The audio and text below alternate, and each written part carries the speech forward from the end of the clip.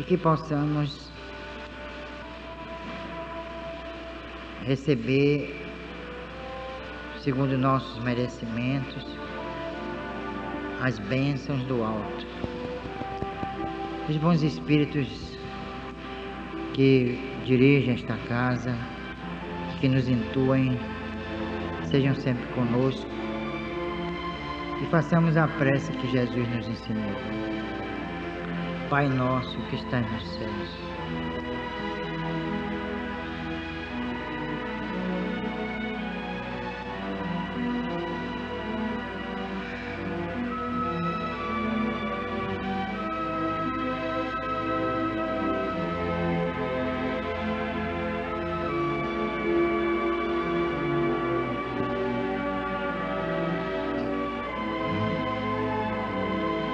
que Jesus seja louvado. Com esta prece, com a permissão dos Espíritos Mentores da nossa casa, nós abrimos a reunião da tarde de hoje, com um voto de muita paz a todos que se encontram em aflição. Espírita, em inglês, de Oxford, diz: o homem é um ser inacabado. Então nós ainda precisamos amadurecer espiritualmente, nós precisamos renovar as instituições sociais, nós precisamos acabar com as guerras, precisamos acabar com a fome, nós precisamos acabar com a loucura da violência, e nós ainda não acabamos. Então um caso ali isolado, outro ali, não representa, esses casos não representam nada, nem chega a ser uma gota d'água no oceano. Então nós temos que admitir isso, não é subestimar-se, não é achar que está se, não, só está se inferiorizando, porque a autoestima, tudo bem, mas a gente tem que cair na real. Não é no real não, senão a gente se acaba, é na real. Quer dizer, bom, eu tenho isso, esses defeitos, eu sou assim, mas eu preciso mudar. É aí que está o desafio, o grande desafio. Por quê? Porque nós estamos sempre em contato com as pessoas, a família, no trabalho, no lazer, no templo ou não, nas atividades sociais. Então a gente vive também em função de determinados estímulos e nós respondemos emocionalmente, psicologicamente a esses estímulos. E quando estamos respondendo a esses estímulos, nós estamos criando não soluções, mas outros problemas. É difícil dizer, mas Bernardo é pessimista. Eu não sou pessimista, eu sou realista. Eu estou fazendo um trabalho, eu já estou nas 340 transparências, assim. E cada dia que passa, cada momento em que eu vou pesquisando o homem, eu estou fazendo uma pesquisa do homem em todos os caminhos sociais, o homem político, o profissional, o militar, o religioso, o artista, e eu estou vendo, olha, tem horas que eu tenho que parar para fazer uma prece, porque eu não aguento de tanta ignomínia, tanta perversidade, tanta maldade, tanta miséria.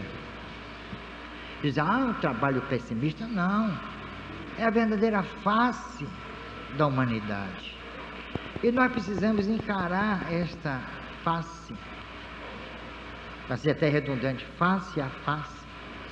Nós precisamos nos encarar, sem medo, que as pessoas estão usando certos artifícios, tapando o sol com a peneira, usando de eufemismos, de figuras assim, retóricas. Encarar como eu encarei aqui a Bíblia. Foi o primeiro espírita que teve coragem de escrever um livro dessa natureza. Ah, mas isso aí você vai criar problema. Não estou criando problema nenhum, eu não inventei nada. Vocês que já leram, acho que há aqui pessoas que leram o livro. Está tudo lá no Velho Testamento. Eu não aumentei, nem inventei. Está aqui. Isso revela algo muito importante.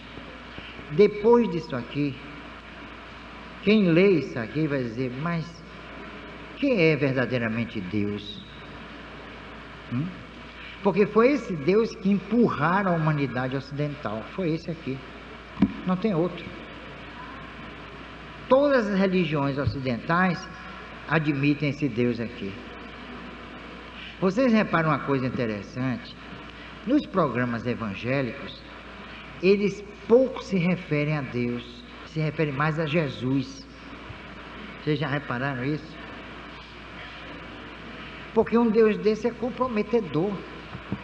Um Deus que se arrepende de ter criado o homem, de ter criado o réptil, de ter criado as aves. E foi aí que veio o dilúvio. O dilúvio foi justamente para arrasar. E depois ele se arrependeu, ele só vive se arrependendo. Ele se arrependeu e aí tem aquela história de Noé, um casal de casa. Veja se Noé encontrar animais que pertencem a regiões diferentes, distantes. Quer dizer, era um negócio assim meio... é fantasia.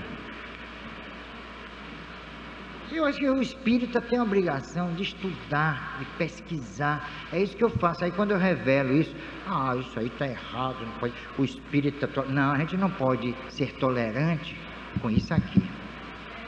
Isso não é tolerância, é conivência.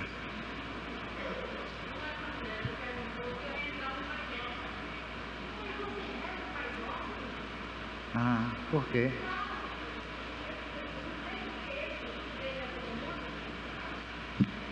Mas eles acham o seguinte, que nós não somos cristãos, não. Sabe? Eles são, nós não somos. Nós somos mancomunados com os demônios. Hoje eu assisti a um programa gravado, o Globo Repórter. Olha, teve um momento em que eu disse, olha, isso aí devia a ciência investigar. Aqueles eguns, vocês ouviram? Eles dançando, sem braço, aparecendo um chocalho na mão. Eu já tive oportunidade de entrar em contato com esses eguns. Agora que abriram para a televisão, mas há mais de 15 anos eu entrei em contato em Taparica com eles. Por debaixo daquela roupa não tem nada. Tanto que eu vi com esses olhos que a terra há de comer, nada. De repente, quando parou tudo, eles sabem o que aconteceu? Isso não apareceu na televisão porque eles não permitem. A roupa desceu, encolheu no chão. Ali são espíritos, realmente são espíritos. É um dos fenômenos mais importantes dentro dessa cultura, da cultura africana. Isso vem da África. Há mais de 1000 anos que esses espíritos se apresentam assim. Ali é um caso para se estudar, para se analisar. Ali não é uma religiãozinha, não. Ali não é baticum, não. Ali tem um fato de uma importância científica fora do comum. É isso que a gente precisa estudar. Eu entrei em contato com esse tipo de espírito e são perigosíssimos, ainda tem mais essa. Bula com um espírito desse, padre. Que nada. Minha gente, eu estudei antropologia por causa disso. Eu fiz direito à antropologia. Fui estudar antropologia para conhecer essas manifestações culturais e espirituais. Não tem nada a ver com religião ali. É que desfiguraram, né? Mas esse que apresentou a televisão, aquele trabalho ali é autêntico. É claro que é primitivo, é bárbaro, tudo bem, tem matança, tem isso, tem aquilo, mas existe ali um substrato espiritual de altíssimo nível. É isso que nós espíritas deveríamos estar estudando.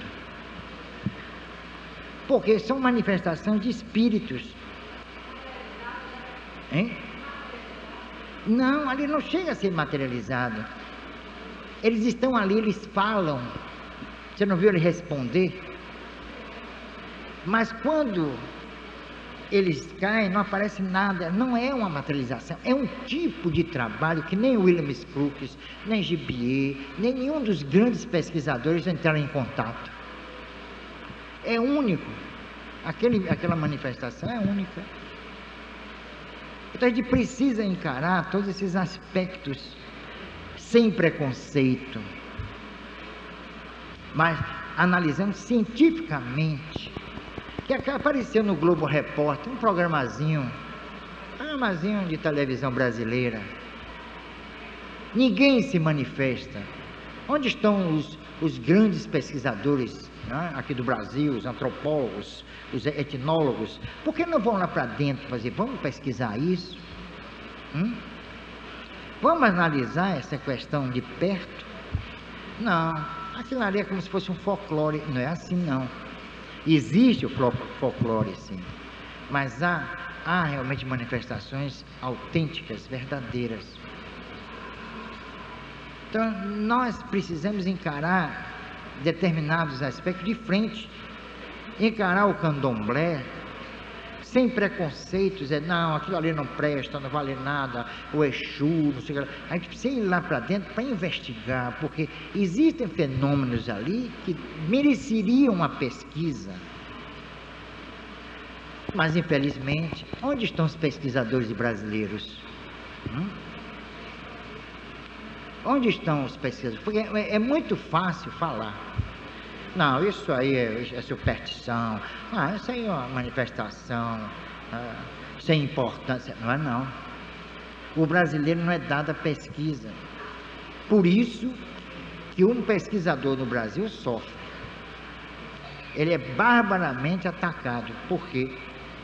Porque as pessoas leigas, por exemplo, uma pessoa leiga, ela vai discutir espiritismo comigo? Não dá. Mas Bernardo é presunção. Não é questão de presunção, não, é porque eu não sou burro. Eu vou discutir ginecologia com um médico, um médico que trata desse assunto, que trabalha diuturnamente. Eu vou discutir com ele? Não posso. É uma defasagem muito grande. Aí quando eu escrevo um livro como esse aqui, é outro também. Não existe no movimento espírita brasileiro um livro sobre profecias e premonição. Vocês sabem que não existia porque tinham medo de escrever sobre profecias.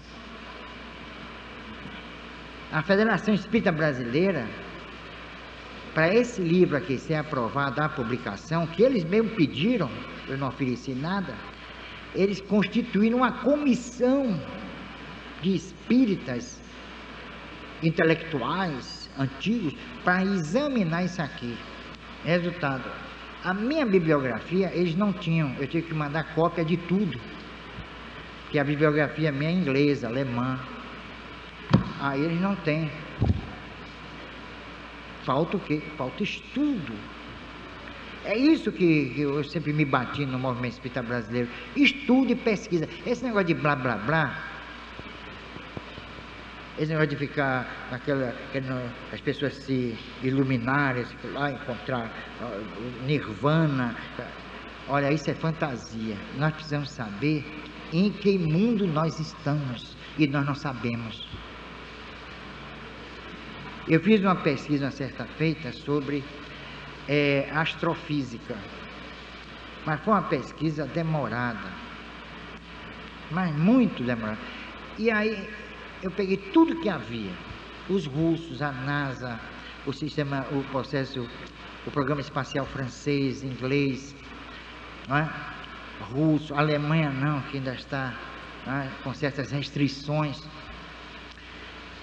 E aí eu juntei um material dessa grossura assim, e aí meti as caras. Quando chegou no final, no The End, eu não sabia nada a respeito, porque nada me foi revelado ali. Nada. A começar pela cosmologia e terminar pela cosmogonia. Quer dizer, a formação do universo, a origem do universo e a origem do homem. Isso foi agora, de janeiro a fevereiro, que eu fiz essa pesquisa. Não encontrei nada que me satisfizesse. Então nós não sabemos ainda quem somos, qual a nossa situação no universo, quem é vida. E aí, então, não, vamos nos autoiluminar, vamos... Minha gente, isso é falta de juízo. E o povo gosta. Eu tive no Congresso Espírita, agora a função foi muito bom, mas olha, o pessoal que falava em neurolinguística e tal, e autoconhecimento, autoestima, ficou assim, ó. A minha sala ficou cheia porque era pequena.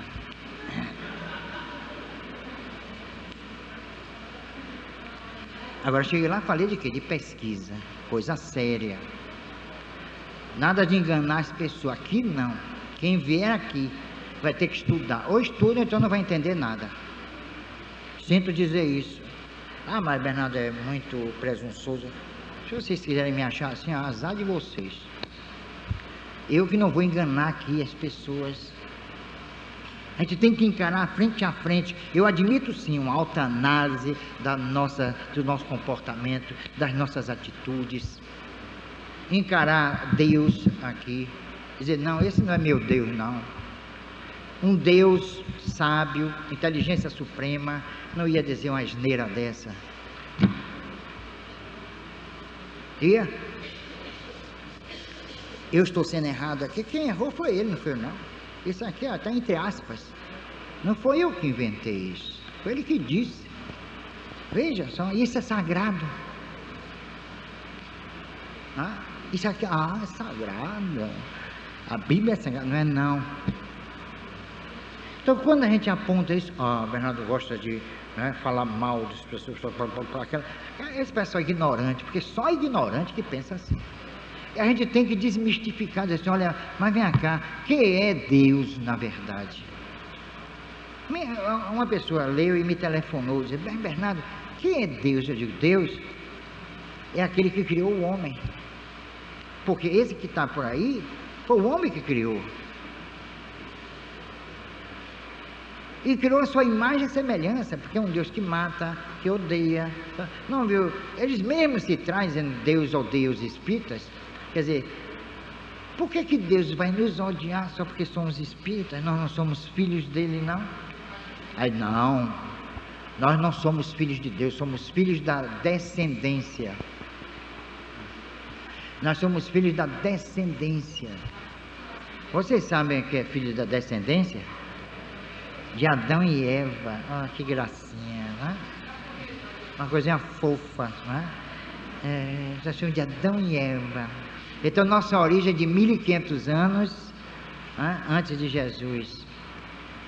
Quer dizer, o Deus cósmico, o Deus do Big Bang, o Deus que a astrofísica tenta eliminar para encontrar a origem de tudo no acaso, é esse Deus que nós devemos estudar.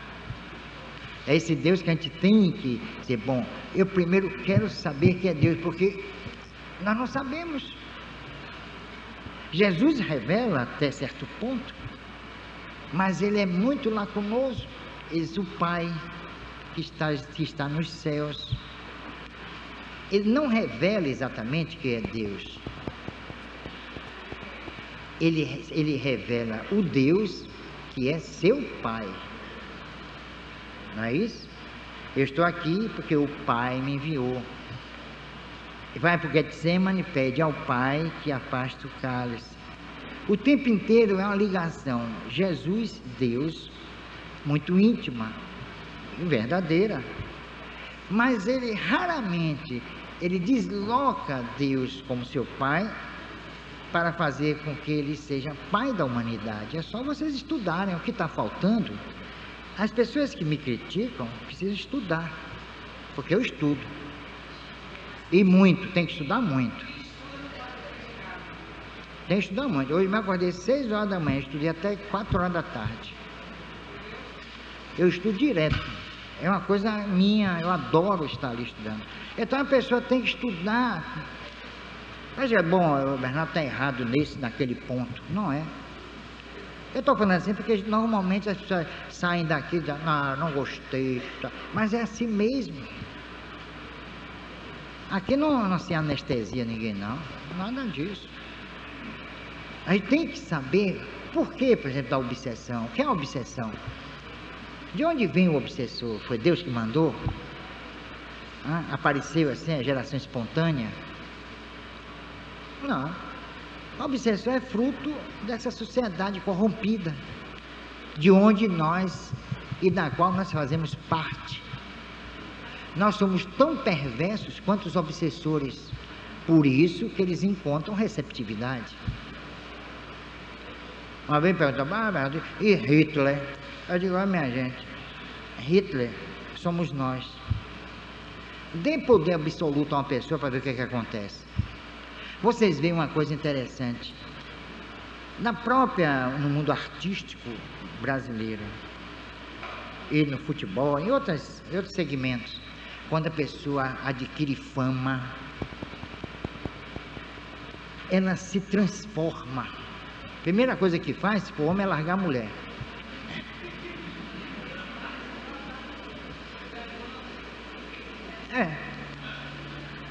E às vezes vice-versa. Vamos também, porque é a primeira, eu não sei porquê. Quando fica rico e famoso, a primeira coisa é largar a mulher. E aí aparece, as louras, oxigenadas, é oxigenada que usa, loura de farmácia, como chama. Pois é, a pessoa não tem estrutura para suportar a fama, a celebridade. E aí mete os pés pelas mãos, normalmente. Isso não é regra geral, normalmente. Então as pessoas não têm, não sabem conviver com a fama, quanto mais com o poder. Deem poder absoluto para ver o que acontece. Daqui a pouco ele está matando todo mundo para se preservar do poder. O poder existe em função da violência. Não existe poder sem violência. Nem adianta. Repare, Jesus afrontou o poder, foi o que aconteceu, ele morreu. Mataram ele. Por quê? Ele afronta o poder. Gandhi afrontou o poder, mataram Gandhi. Faça um bosquejo assim, histórico, aí vocês vão ficar estarrecidos. Jordano Bruno, o grande Jordano Bruno, afrontou a igreja. Ele não admitiu esse Deus, Jordano Bruno. 1600 e tanto, 1500 e tanto, Jordano Bruno. Sabe o que aconteceu? Fogueira. O Papa que o condenou apareceu diante da fogueira, na frente do Vaticano, ali onde os turistas ficam cantando. Ele apareceu encapuzado para assistir à execução de Jordano Bruno. Aí Jordano Bruno, ele disfarçado, Jordano Bruno, aí as chamas consumindo o corpo do grande pensador, o criador da filosofia natural, um gênio. E ele morrendo apontou o dedo para o Papa e disse: eu o amaldiçoo, você e todos os seus sucessores. Vocês vão viver no luxo, na luxúria, no luxo, luxúria e no ouro. Assim, e não deu outro. Olha aí. Todos que afrontaram o poder foram eliminados. Todos. Façam como eu disse, um bosquejo, façam uma análise retrospectiva e vocês vão sentir isso. Esse é aqui mesmo, Deus, com o poder na mão, através de Moisés, matou adoidado. Mas matava assim, mas sem dó e sem piedade. Ele dizia: passe a fio de espada tudo que vive.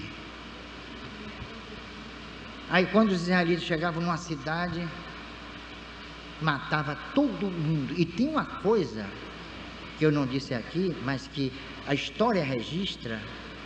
Flávio Joséfos, o maior historiador do Velho Testamento e da vida de Jesus, ele disse: olha, para que os comandantes israelitas se satisfizessem, eles traziam carroças e mais carroças carregadas com as cabeças de velhos, crianças, doentes, etc. Para provar que eles mataram tudo em nome de Deus. E aí? Eu estou errado? Eu estou aqui cometendo uma ignomínia, uma heresia? Não, eu estou mostrando a realidade. Eu nunca vou escrever um livrinho assim, meus irmãos, porque Jesus, na sua bondade e tal. Eu vou não. Eu agora gravei um CD, mas vocês vão ver o CD. Tem nada de anestesiar as pessoas, nós precisamos acordar para a nossa própria realidade e lutar para se renovar. E renovar essas instituições aí. Eu disse outro dia aqui, a base do amor é a política. As pessoas estranharam, a base do amor é a política. Porque o dia que nós soubermos escolher governantes íntegros e sérios, nós estamos fazendo um trabalho de amor ao próximo. Principalmente aos que sofrem e aos que passam fome. É a maior caridade que vocês possam fazer, é se politizar. É saber usar o voto. Isso é evangelho. Evangelho não é só dar comida a esse, o cobertor aquele, não é? A água aquele lá, não é isso não. Tem a mensagem de Jesus tem uma profundidade política. Porque sem instituições sérias, nós não podemos crescer espiritualmente. Por isso que Jesus investiu na sociedade. Ele não se fechou em lugar nenhum, ficou lá preso, como os apóstolos.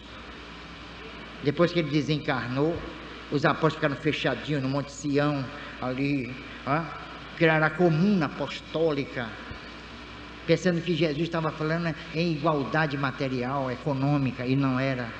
Era igualdade em base espiritual, para determinar a igualdade econômica, as diferenças sociais gritantes, os desníveis sociais, a má distribuição da renda. Mas isso é um discurso político? É sim, porque Jesus foi essencialmente político. Ou vocês acham que ele ia mudar a instituição na base do meu amor? Não, tem que mudar através. Se ele não fez a revolução pelas armas, ele revolucionou pelas ideias. Por isso que quando botaram Jesus e Barrabás, o pessoal do tempo, influenciando a galera, fez com que essa galera preferisse quem? Barrabás. Porque revolução pelas armas é mais fácil, mas pelas ideias é mais difícil. Combater ideias é perigoso, é dificílimo. Então é isso. Nós temos que mudar essas instituições. Ou mudamos, ou então vamos pensar que crescer espiritualmente é um trabalho isolado, e não é. Nem pode ser, tem que ser uma coisa conjunta, tem que estabelecer uma consciência coletiva. Quem disse isso foi um grande pensador argentino chamado Humberto Mariotti, num livro chamado Parapsicologia e Materialismo Histórico. Ele analisa o materialismo histórico, que é a base do marxismo, à luz da doutrina espírita. Que conclusão notável. Aqui na Bahia teve um dos grandes intelectuais baianos esquecido, esse é esquecido, chamado Eusínio Lavigne, era de Ilhéus. Escreveu o primeiro trabalho em terras brasileiras sobre espiritismo e socialismo. Ele mostra que ou nós modificamos as instituições, aprimorando-as, ou vai ser difícil crescer. No Livro dos Espíritos, por exemplo, vocês vão encontrar um pensamento sociológico de Kardec na lei de igualdade e de liberdade, tanto de Kardec como dos espíritos. Tanto que ele pergunta aos espíritos se as desigualdades sociais são frutos da lei de Deus. Leiam lá. Aí os Espíritos pensam, não, pertence aos homens, é uma questão de competência. Não só de competência, mas eu me permito completar, mas de conivência. Nós somos coniventes com o que está aí. Por quê? Porque nós, pressupostamente, ou pelo menos em tese, somos os responsáveis pelos governos corruptos da nossa pátria. Isso é contra o Evangelho? É. Quando Jesus diz a César o que é de César, a Deus o que é de Deus, o que é que ele faz? Ele estabelece aí duas premissas, mas dentro de uma só realidade. Era uma só moeda com duas faces. A Deus, este lado, o que é de Deus. A César, ou o homem, o que é do homem. Mas era uma só moeda. Então, é uma realidade e duas situações, dois processos que têm que estabelecer uma interação entre Deus e o homem, entre Deus e César. Isso quer dizer, entre a lei de Deus e as instituições, entre a lei e a sociedade. Não estabelece uma dicotomia, mas é uma interação que deveria estar sendo praticada, desenvolvida, e não é. Então, são essas duas grandes premissas estabelecidas por Jesus. Ele foi um ser político? Foi essencialmente político. Antes de mais nada, eu vejo o meio rabi da galera, eu não vejo meiguice ali, nada, isso é maluquice. Eu vejo um homem superior, um ser superior, enérgico, sábio, justo, dominava todo o conhecimento de sua época e de épocas passadas, porque nós vamos encontrar embutidos nos próprios evangelhos pensamentos puríssimos dos grandes mestres do passado. De vez em quando eu encontro Aristóteles ali, encontro Parmênides acolá.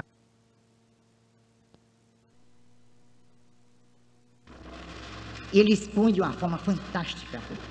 Repare outra violência também, que quando Sócrates investe contra o poder, contra a polis, o que é que acontece? Ele é obrigado a beber a cicuta, o veneno. Aristóteles também foi obrigado a beber o veneno.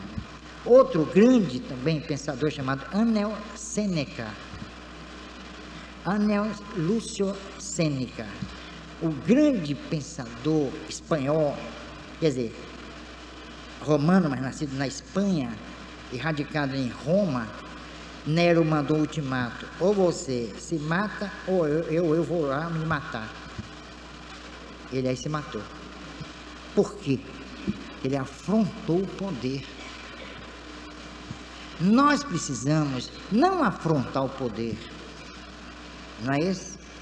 Isso não devemos fazer nunca, mas transformar o poder. Podemos sim. Isso é benefício, nós espíritos, nós estamos aqui reencarnados, não é para crescer em nível de pieguice, não. Não, meu irmão, fazer o amor, a caridade, o perdão, não. Porque somos seres políticos e temos que crescer assim. Eu sei que é duro assimilar essas ideias.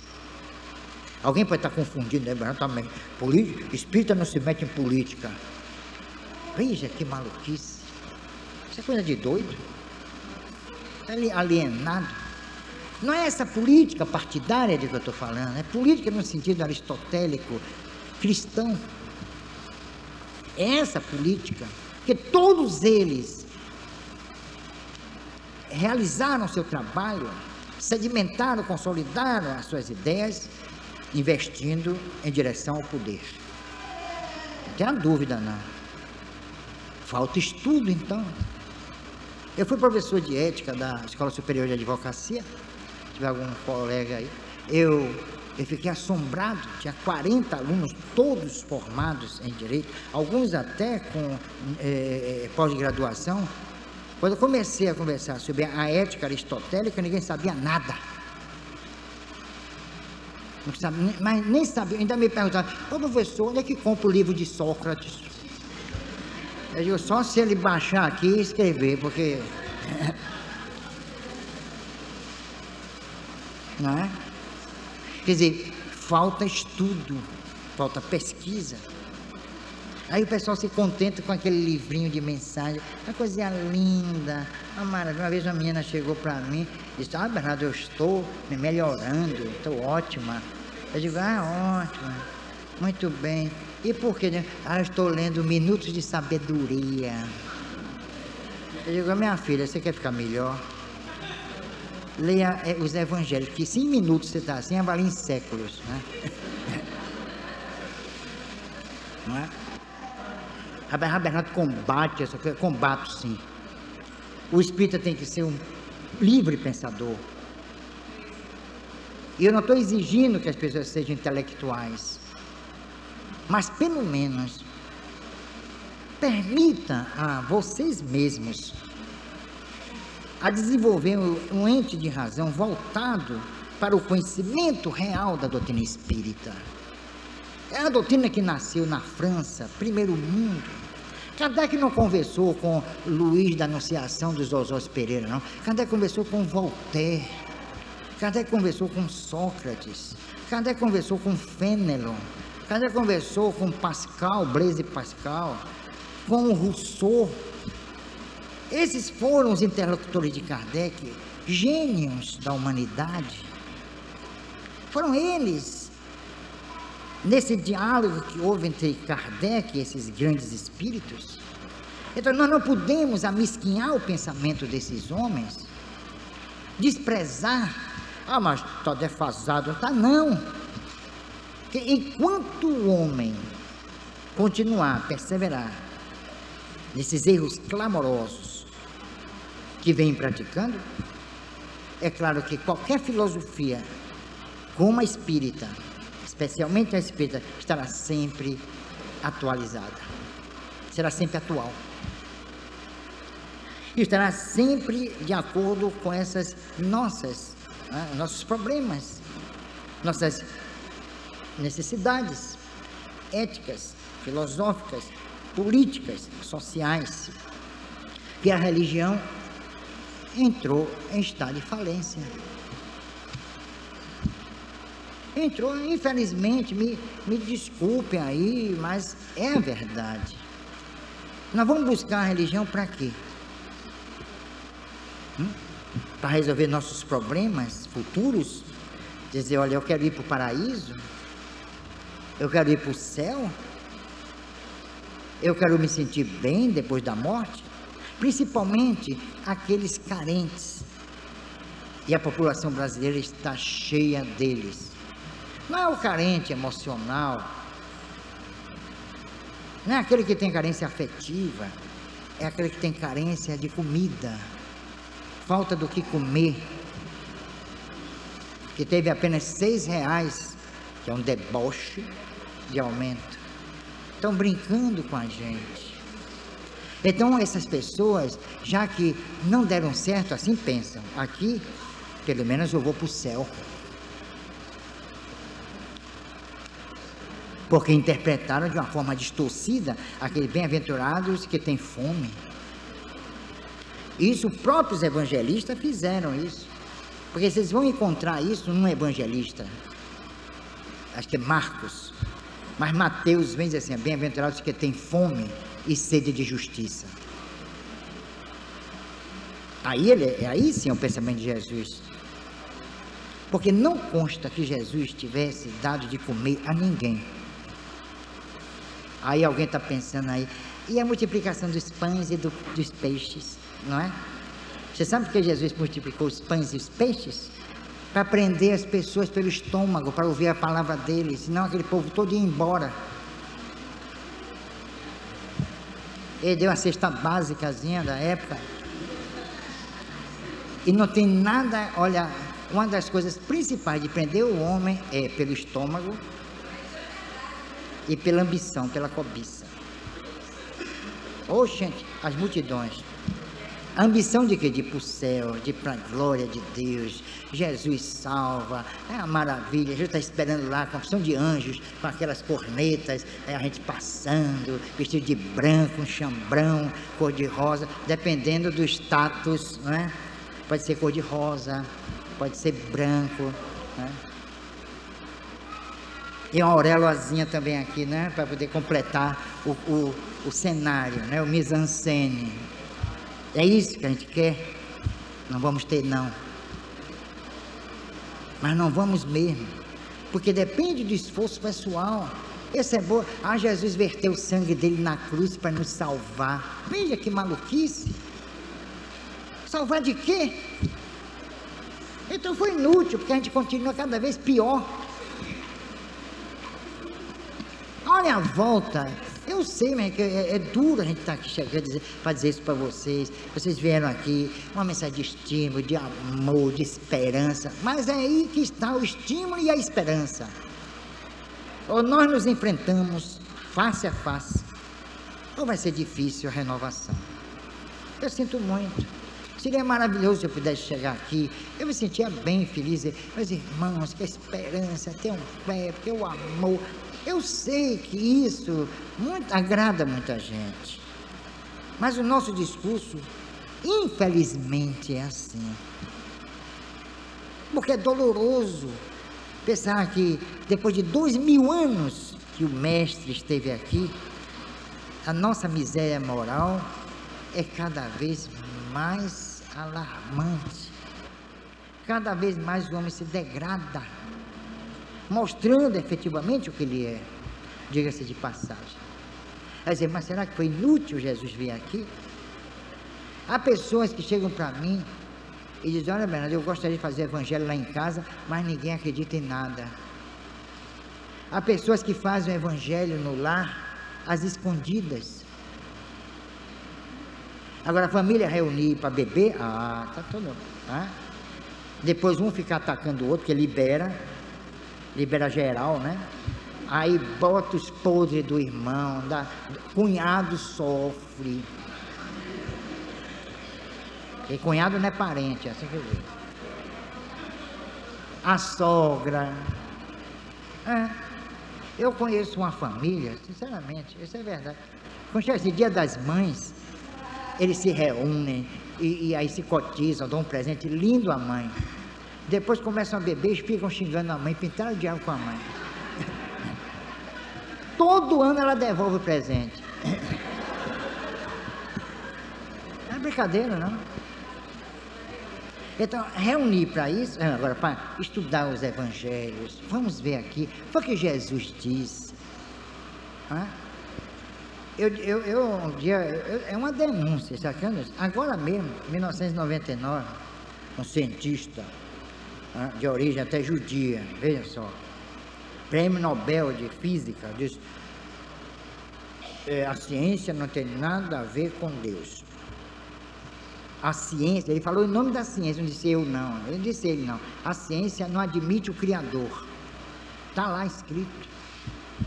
Agora em abril de 1999, a ciência não tem nada a ver com o Criador.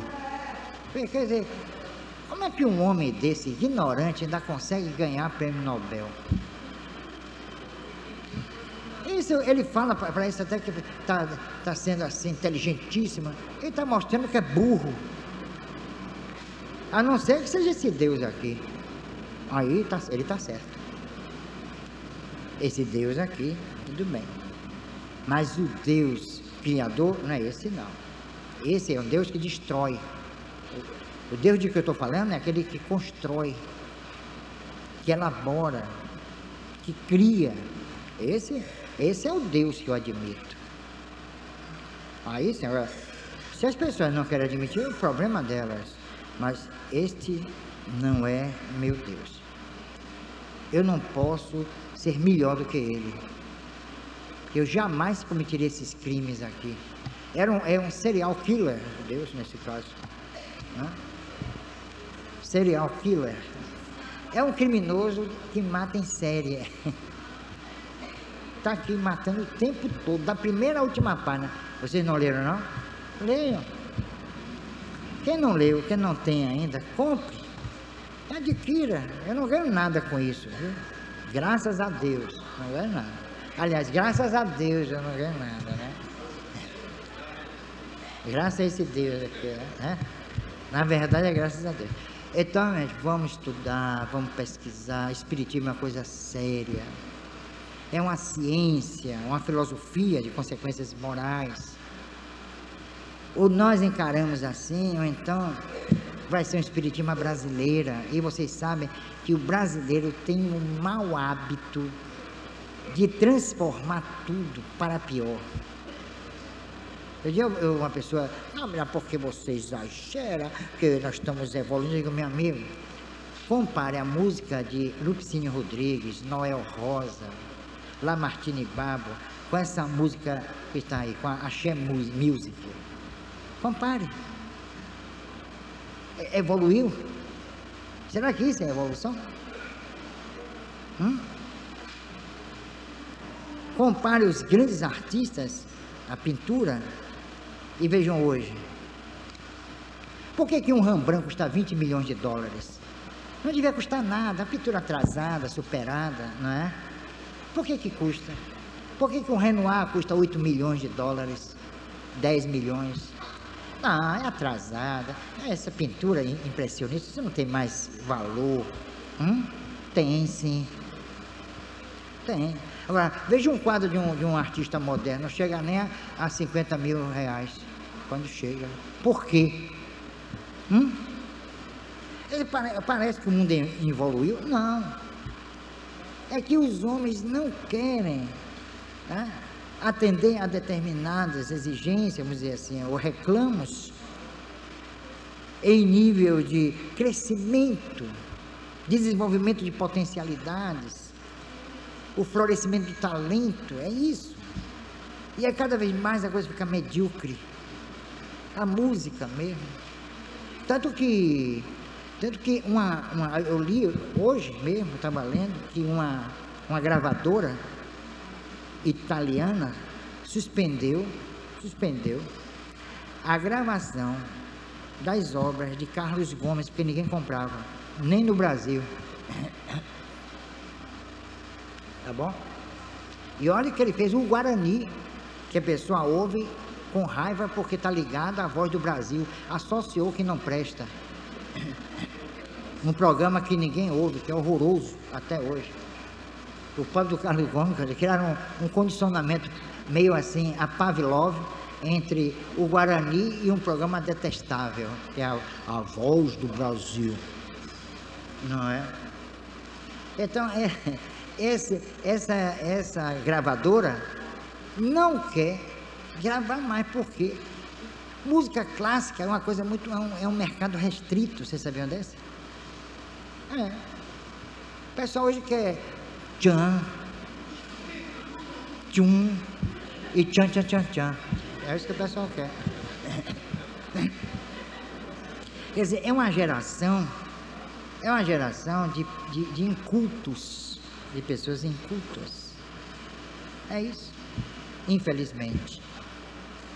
Eu estou aqui sendo pessimista? Não. Eu estou revelando o que está aí. É isso que eu estou fazendo. Se vocês quiserem, estudem e vocês vão chegar a essa conclusão. Leiam. É isso. E hoje em dia na escola, as pessoas não estudam nada. É um fracasso. Ministros chegam na televisão, mas atropelam o português. Olha, esses apresentadores, olha, cada que vez que dá uma pedrada lá, eu sinto aqui, eu não vou nem mais assistir. É pedrada em cima de pedrada, é um desconhecimento total do vernáculo. Isso aqui, e aí vai entender espiritismo, não é difícil. Se vocês querem conhecer espiritismo, estudem. Espiritismo não tem nada a ver com psicografia no Brasil. Tá bom? Todos os espíritos se comunicaram no Brasil não tem nada a ver com espiritismo. São opiniões pessoais dos espíritos. Espiritismo é uma ciência, uma filosofia. É isso que ele é. Agora, se o Espírito José vem e escreve um livro, é a opinião dele. Eu escrevi um livro, a opinião de Bernardo. Vocês podem dizer assim, ó, eu conto. Vem cá, por que contesta o encarnado aqui e não contesta o espírito? Hã? Não é? Isso aqui, caíram de pau em cima de mim em São Paulo, tudo quanto é jornal espírita me arrasou. Agora, o encarnado pode. Agora, sabe, acho que você tem medo de ser assombrado pelo espírito, só se é isso. Agora o espírito escreve uma opção de besteira. Hã? Ah, não, que maravilha. Mas não é assim, não. São 2 pesos, 2 medidas. Não. Então nós temos que estudar. Estudem. Que espiritismo é uma doutrina fantástica. Podem ter certeza disso. Agora, tenham cuidado, muito cuidado ao estudar. Porque a doutrina espírita inquieta, incomoda. As pessoas que realmente estudam têm que mudar muitas coisas. Muito mesmo. A maneira de ser, de agir, de pensar, de raciocinar, de admitir, de recusar, etc. É a doutrina do livre pensador, do homem que pensa. Essa é que é a grande verdade. Então, estudem. Então, são 3 requisitos para a pessoa ser um espírita realmente, segundo Kardec: estudar e estudar. Esses são os 3 requisitos. Depois vocês cuidem de se iluminar, mas primeiro se conheçam. Certo? Não saiam daqui iluminados e burros. E muita paz.